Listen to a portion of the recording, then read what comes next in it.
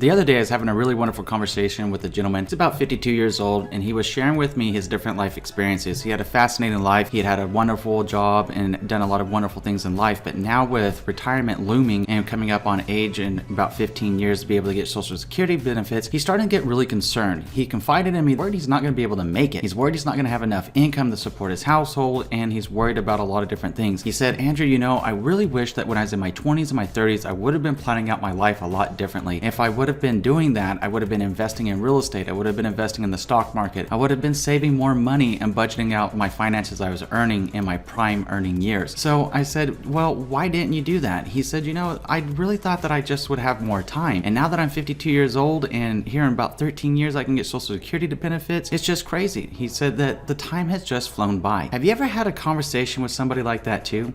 You probably have. A lot of us have, and it's really something important for us to take to heart, especially when we're in our 20s and our 30s. Time does fly by. It was just yesterday that you were in a dorm room going to college and having a good time, and then all of a sudden it's like, bam, you're in the real world getting ready to start your life, right? So in today's episode, we're going to teach you how to keep from making these mistakes, and so that you can start planning and preparing in your 20s and 30s with how to start investing in real estate. My name is Andrew Finney, your real estate geek. If you need help finding a top agent where you live, or if you simply want to drop me a line to say hello, my contact info is below. If you're new here, please go ahead and subscribe to this channel now and like this video. For reference, I upload 6 days a week, so be sure to tap the bell icon and YouTube will let you know of one of the videos I produce at some point in time. Okay team, so let's take a closer look at this. The first point is understanding the value of time. It goes back to the conversation that I was having with that 52-year-old gentleman, and he was telling me what he would have done differently. Now, it's really important for you to take stock of your life and where you are right now. Even if you're just 19, getting ready to turn 20, what's to keep you from planning out your life 20, 30 years in the future? And you might be thinking, Andrew, it's just so far out there, I just don't know how to do that. Then start small. Start in the next 6 months, and then go to 12 months, and then go to 2 years, 3 years, 5 years, 10 years. Visualize where you want to be and imagine the success that you would like to achieve, and then reverse engineer that so that you can go ahead and plan out what steps you need to take in life to get to where you want to be. Real estate investing can definitely assist you with your retirement accounts and give you a lot of positive cash flow if done correctly. So in today's episode, I'm going to review these different options that you have, and that's going to take us to point number 2, which is how to get started with entry-level investing. Now, appreciation aside, real estate can be a very powerful investment due to its income earning potential. While both primary residence and an investment property can be considered assets, a rental property ups the ante by actually producing a positive cash flow whenever you have tenants in place. Now, notice I said whenever you have tenants in place, because you also have to plan on sometimes you might have a vacancy rate, so you got to plan for that too. Building a large portfolio of real estate investment rentals is no easy task. I mean, I'm not going to be the one that's going to tell you this is going to be like as easy as getting a glass of water to drink from the faucet. It's not that easy, okay? You need to be prepared and you need to plan. But anything else in life, you got to plan small first and take your first step. It's oftentimes that people find this part the hardest, and it is the hardest. Taking the first step into the unknown is where most people trip up. So here's what I want you to know, because this is what I've learned in working with hundreds of people and helping them buy and sell homes. That first step normally is caused by something called fear. Now, fear is really just an acronym. Think about it. F-E-A-R. What could that mean? It means false evidence appearing real. How do you replace false evidence appearing real? You replace it with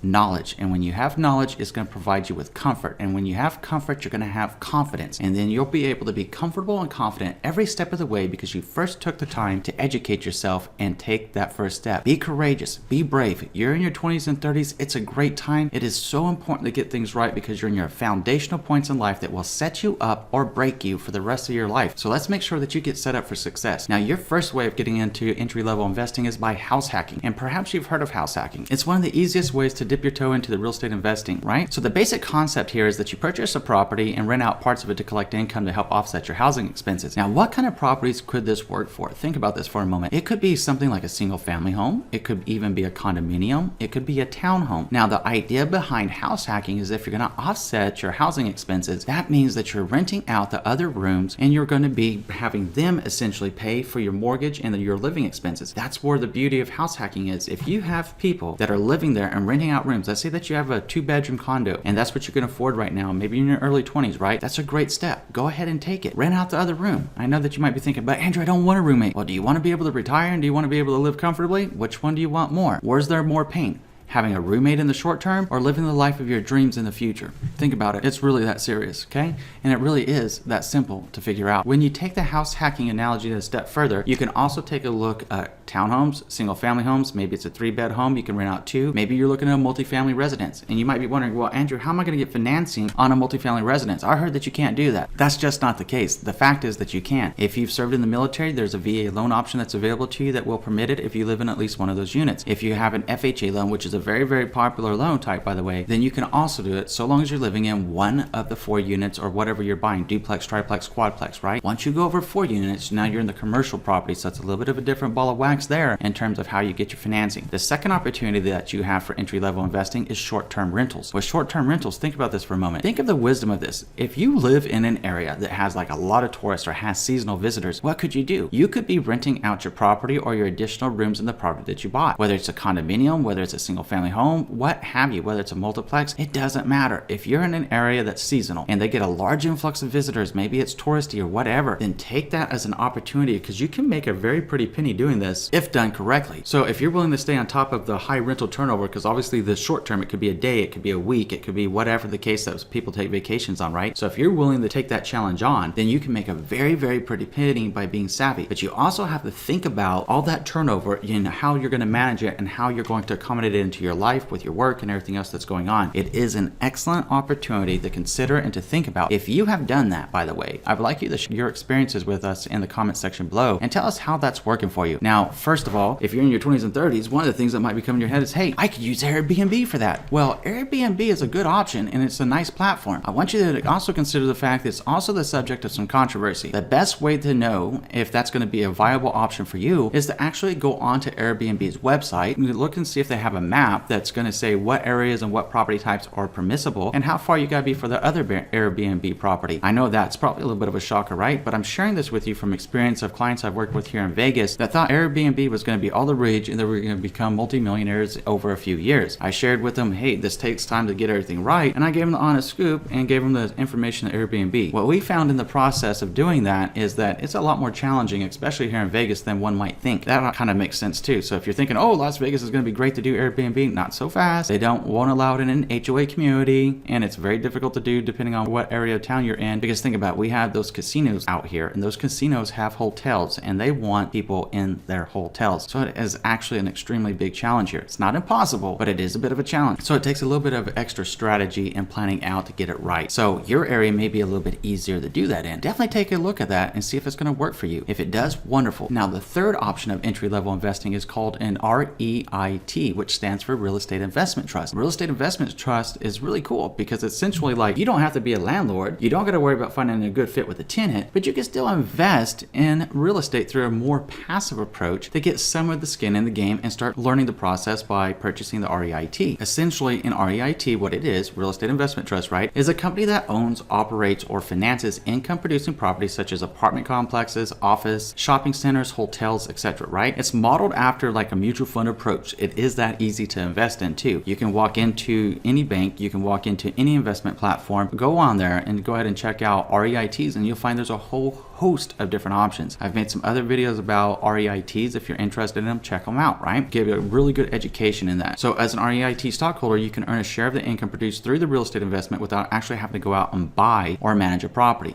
It's another great opportunity for you. Now, the third consideration about being a young investor is what is it like to be a young real estate investor, right? So it doesn't matter if you're going to be like 28 or 108. Investing in real estate is time consuming and it can be stressful at any age, so it's important to get everything right. So there's actually 5 core questions you want to ask yourself whenever you're considering getting started in real estate investing. The first question is, are you comfortable with taking on risk? Every investment that you're going to make, whether it's real estate, whether it's stock market, whether it's mutual funds or what have you, an investment into a business, right? Whether you're starting your own business or anything, comes with its own volatility. It comes with its own risk versus reward trade-off. You've got to figure out what your threshold for that is and what makes you most comfortable, and you've got to answer the question, are you comfortable with taking on risk? Anything worth having in life comes with a certain amount of risk, but make it an educated decision by calculating the risk and making sure that you're making the best decision for you and that you're comfortable and confident with. The second one is, are you ready to be a business owner? This is fun because if you're going to start up rental properties, whether you're house hacking or whether you're doing short-term rentals or whatever you decide to do, you're going to be essentially a business owner. You're producing income off of an asset that you have. So make sure that you plan accordingly. Learn a little bit about business planning if you haven't already done it. If you're in college right now, go ahead and start taking some business courses, at least with business planning, to start learning that out, and some basic accounting so you know how to look at profit and loss statements and make sure that you're good to go and you can start factoring for these things. So whenever you do that correctly, you're going to be massively successful. I know there's a lot of information I'm dropping here and there, and I'm covering it kind of quick. It's because I've made a lot of other videos about this. Get your mindset going towards getting started investing and setting your life up for success. The third question you want to ask yourself is, are you willing to make sacrifices? There will be sacrifices involved, especially the earlier that we start off in life. Why is that, right? You might be saying, well, why do I got to make sacrifices? I don't want to make sacrifices. Nobody likes sacrifices. It's a short-term loss for a long-term gain. And if you can wrap your mind around a short-term loss for a long-term gain, it's going to be massively powerful for you. Think about it. At some point in life, you might want to get married. At some point in life, you may wish to have kids, right? So when is the best time for you to go out and strike out on your own and get started in real estate investing, especially if you're looking at the house hacking option? When you're single, right? If you're single and you have no one tying you down and you got no one else to consider except for yourself, what does that give you the option to do? It gives you the option to purchase a property. It gives you the option to rent out to other rooms, and it gives you the option to begin building yourself up in real estate investing through house hacking. Now, after that first house hack, guess what you can do? 2-3 years later, you can go get another one, or you can move into a single family home and maybe rinse and repeat depending on which stratagem you took with the house hacking option. Meanwhile, what do you still have? You still have that initial asset that now all units are rented out and you're producing an income. Now, how powerful is that going to be for you whenever you do decide to get to the position where, hey, yeah, I met someone special and hey, we've been together a few years and it's time for us to get married, and maybe in a few years after that, we'll have kids, right? If that's your thought process, think about how wonderful it would be to be in that position. And even if that's not your thought process, maybe you want to get married, but you don't want to have kids. At some point, you're probably going to want to be able to go on vacations. At some point, you're probably going to want to take a leisurely stroll through life or enjoy your life later in life, right? So think about it. How's it with that income in your life at that age that you're visualizing right now impact you at that time? Wouldn't it be great if you had it?